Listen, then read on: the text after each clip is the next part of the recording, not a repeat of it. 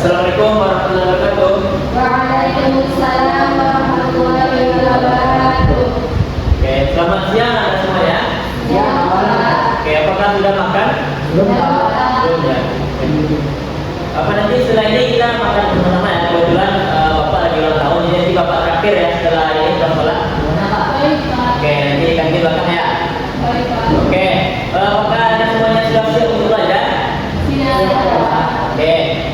Baik, sebelum kita mulai pembelajaran, silakan untuk ketua kelas menyiapkan pembelajaran. Bapak.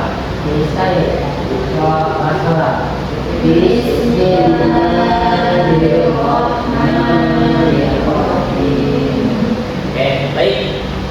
Sebelum kita mulai pembelajaran, silakan lihat kaki kiri anda semuanya. Jika terdapat sampah, silakan diambil sampahnya. Karena kebersihan sebagian dari iman. Oke, aman kan? Oke, sebelum kita mulai, Bapak akan menjelaskan terlebih dahulu ya. Fi, Datu, Iska, Najwa, Zikri, Sakit, Pak. sakit ya Zikri?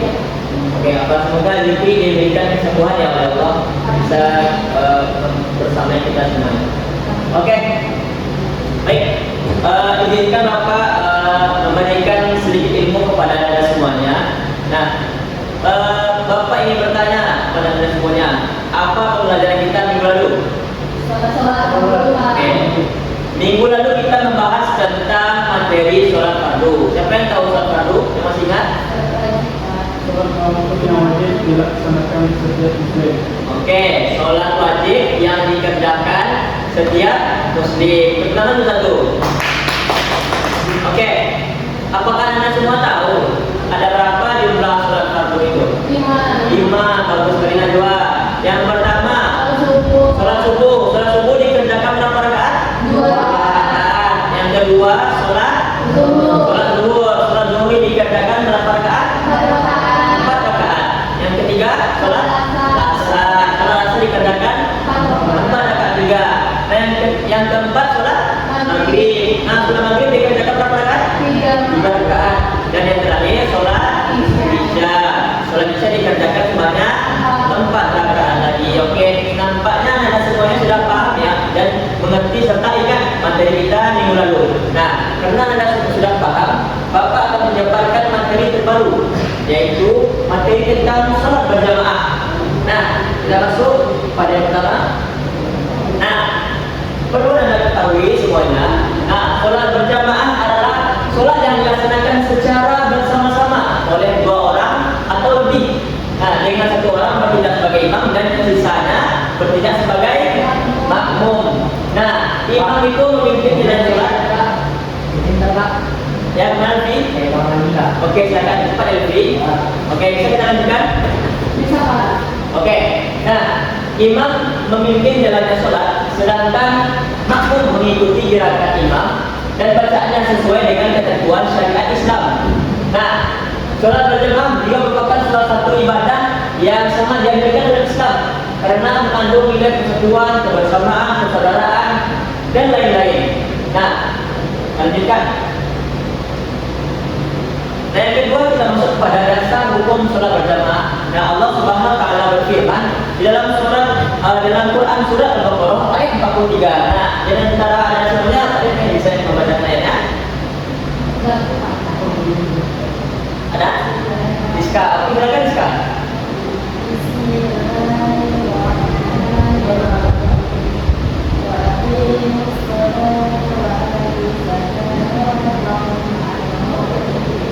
Oke, artinya kita baca bersama-sama.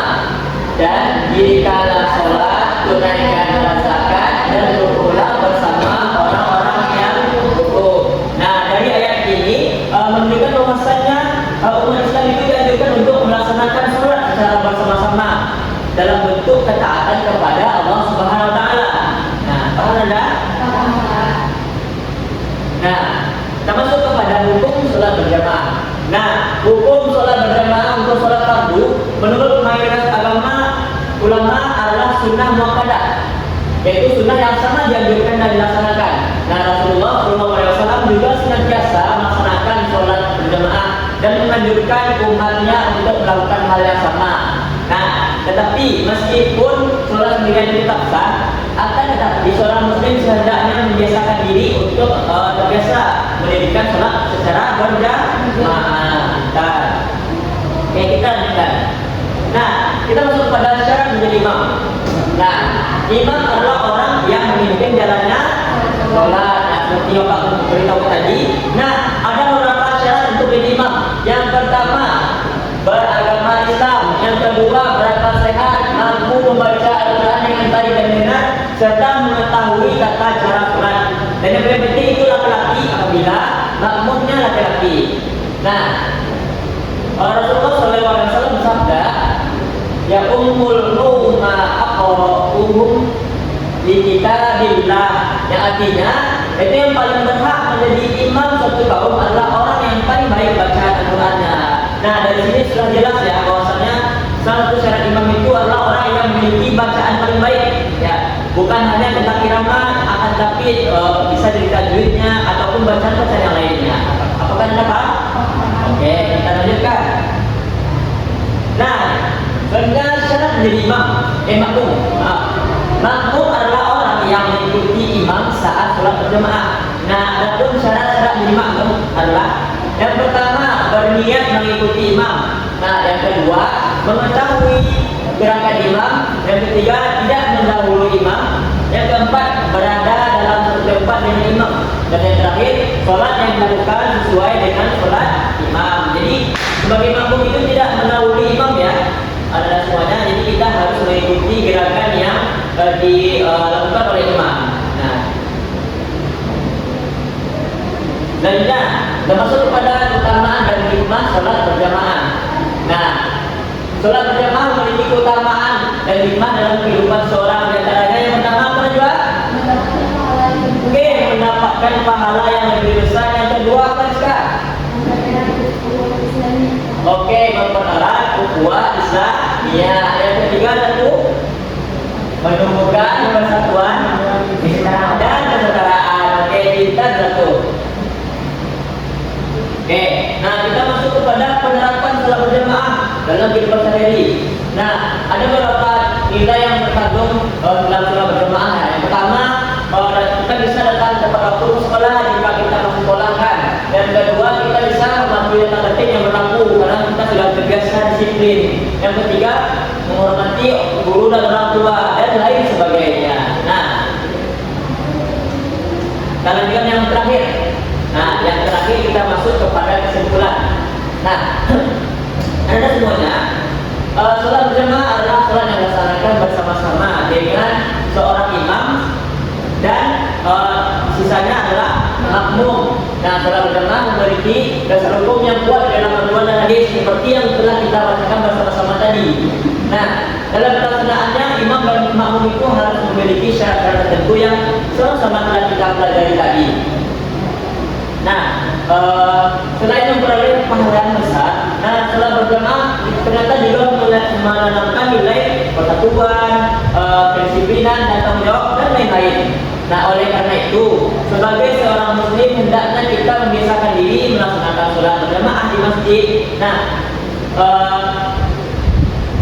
intinya kita harus sering-sering membiasakan diri untuk melaksanakan sholat berjamaah.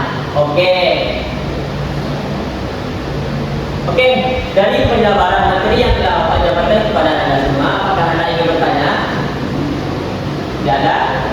Oke, sepertinya Anda sudah paham. Oke, silakan. Kalau bawaannya panas-panas gimana caranya?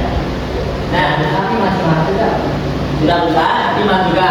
Nah, solusi Bapak jika kita merasa malas juga berjamaah. Yang pertama, kamu harus berteman dengan orang yang soleh. Jika kita merasa malas, kita carilah teman yang membawa kepada kebaikan. Nah, jika kita mendapatkan teman yang baik yang membawa kita satu kepada kebaikan, pastinya kita akan terbawa kepada hal-hal yang baik. Nah, apakah itu paham? Oke, kita. Nah, setelah beberapa materi yang Bapak jabarkan, nanti Bapak akan memberikan Anda semua tugas di rumah ya. Kita tidak mengadakan tes ini, tapi akan Bapak kasih PR di rumah. Silakan dikerjakan ya. Nanti PR-nya akan Bapak berikan di dalam grup WA kita ya. Oke, paham Anda semuanya? Jika tidak ada yang ingin ditanyakan, kita tutup pembelajaran kita hari ini. Ketua kelas silakan tutup pembelajaran. Alhamdulillahirobbilalamin. Oke, Bapak tutup. Assalamualaikum warahmatullahi wabarakatuh. Waalaikumsalam warahmatullahi wabarakatuh.